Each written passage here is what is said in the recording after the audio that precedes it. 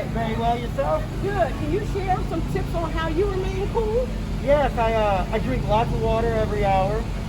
When I'm sorting my truck, I like to pull into a shaded area. I like to take breaks in the AC inside of a building, and I pour water on my neck. I make sure that just every day I'm out there just staying hydration cool, challenge, okay? shaded areas. How we replace the weight. I want everybody to notice. This is 8 pounds of water.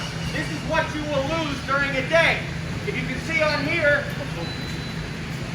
I basically make sure that throughout the day you have the timing of when you can actually drink some water to balance yourself out through the whole day. I know it's not easy to drink a lot of water, but it is something that we must put in our body. You need at least, okay, a gallon of water a day. For each pound of water you lose, you need to drink 15.34 ounces to replace it, okay? Basically a bottle of water an hour. So if you guys want to make sure that you're out there keeping cool, please make sure we replace what we give away during our work day.